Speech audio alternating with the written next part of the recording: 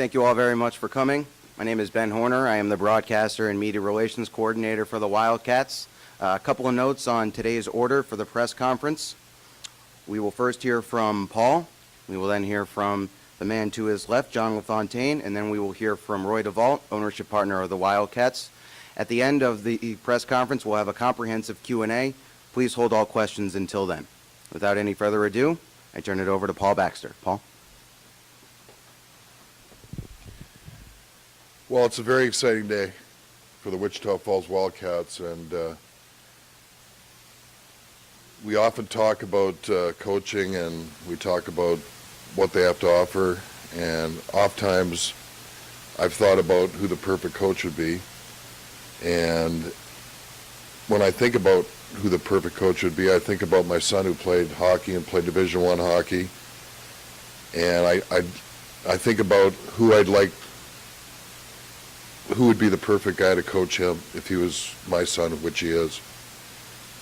And based on some of that, and the fact that John actually did coach my son and coached him to a championship and coached him to a Division I scholarship and has coached many kids to Division I scholarships and has won many championships, I decided on John. I think he's the best possible candidate by a long shot.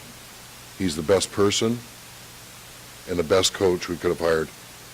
He's got an opportunity here, I believe, to step up and ramp up some of the progress we've made over the past 2 or 3 years and take it to the next level. And with no further ado, I'd like to introduce to you the new head coach of the Wichita Falls Wildcats, John LaFontaine.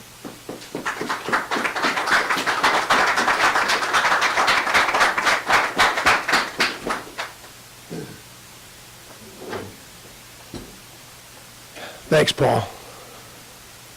Appreciate that.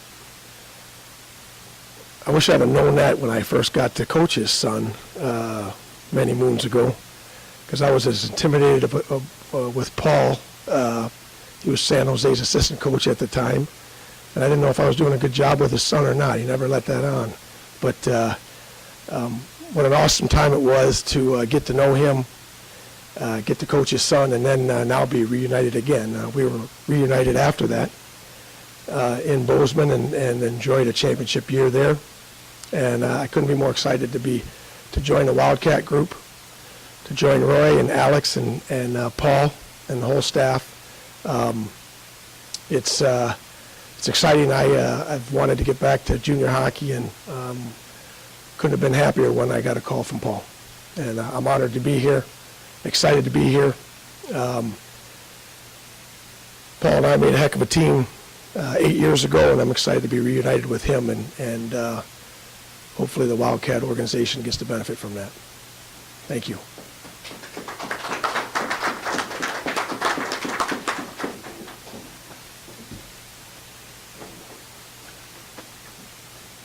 Speaking on Alex and my behalf, and Paul as partners of the organization, our goal is still a championship to Wichita Falls, and we all agreed that John was a great candidate for it. It was funny because when I was first owner, John and I had a conversation back then, and so very excited about this opportunity and where John comes from. I think, with kids today, they're different communication, different thought processes and things like that, and so I'll let you guys ask the questions of where he come from. He's got great experience, and I think it's just more and more that we're on the drive to bring a championship to Wichita Falls, and so I'm excited. Welcome, John, and his beautiful wife, Lori.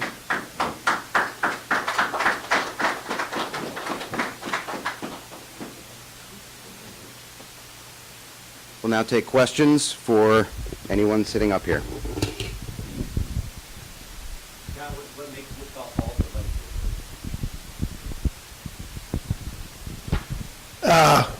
It's a great question. It was time for myself for a new challenge. I've been at Shattuck St. Mary's, which has been a blessing to be there and be around strong high-end hockey players for the last 7 years, and a great staff, and and Coach Ward's group up there. But timing-wise, it's always funny how timing works. Our kids are grown out of the nest. We have an empty nest. Always wanted to get back to junior hockey, and it's just amazing how timing works. That this opportunity came up. The interesting part was 7 years ago I talked to Roy, and 7 years ago is when I was in junior hockey, and we ended up having to sell our rink and sell our franchise, so it was decision time then. And now here we are 7 years later, and we get to be reunited here. So timing-wise, it's interesting how it works. It comes full circle. You won the championship starting to play then, so what is it in your mind that the championship team Well, when we were had a very strong, dominant team in Bozeman that last year, Paul was a huge factor in that. I mean, he mentored me for 6 years. He helped pick the team. His eye for talent is unbelievable. His understanding of the game and the coaching process and building teams. And we made a strong team back then.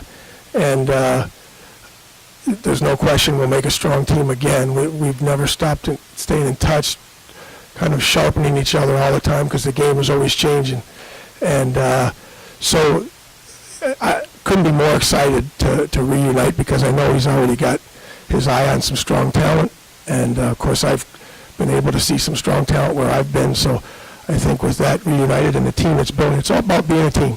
We're going to try to put a team on the ice, but we're going to be a team in the front office that much stronger, that works together, that solves problems together, that believes in each other, and that puts our best face forward with our players. Our players see us strong and backing each other and on a mission, then it's a lot easier to unite them.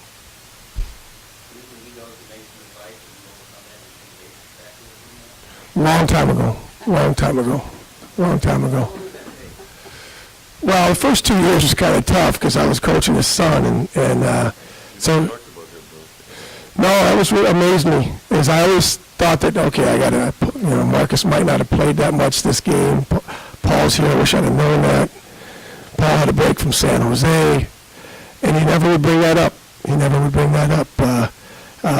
It was really neat seeing him as a father, and I wanted to keep asking him questions about coaching and learn from him, but he didn't want to go there. He wanted to just keep it away from the coaching side. Maybe because he was going to let loose on me, but so he never let me hit those buttons.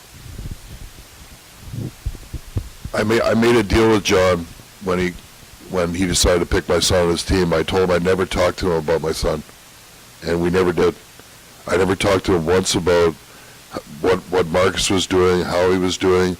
It was always about us sharpening each other as far as coaching goes, learning new things from each other, and I think that's one of the reasons why our relationship is as strong as it is because we didn't let our egos or we didn't let our personal interests get in the way of helping each other grow. We focused on each other. I was more interested in him than I was actually in Marcus. I really was.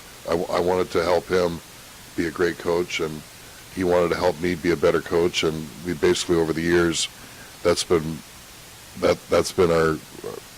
our glue. Like we want to help each other. It's not about what can you do for me. It's about what can we do for each other to help each other. On ice, what's your philosophy? Is it puck possession, or is it just sort of changes? It's always been puck possession, and maybe it was because I was a forward, and as I've always wanted to hone my weaknesses as a coach, but the love is to teach the offense, teach how to possess the puck, and it's been great, obviously, since the rule changes in the game, that the game has changed, and if you're not staying on top of the game, it's going to pass you by, it's what is going to allow these kids to start here in September, but in April and May, be that much better. And if you don't let them lead the ice, and you don't encourage them to make plays, and you don't encourage puck possession, then your team isn't going to develop individually and then as a group. And Paul and I share the same philosophies there for sure. Any other questions? I would like for John to kind of talk about some of the players that he's seen come through Shattuck. I think that would be a nice deal to his resume also. Yeah, there's a lot of, the quality players. There's my first group, 94 group, there's about 14 of them playing Division I college hockey, and they're very strong players. About 8 of them have been drafted NHL. But I guess the one I should talk about was the 96 birth year with Nathan McKinnon.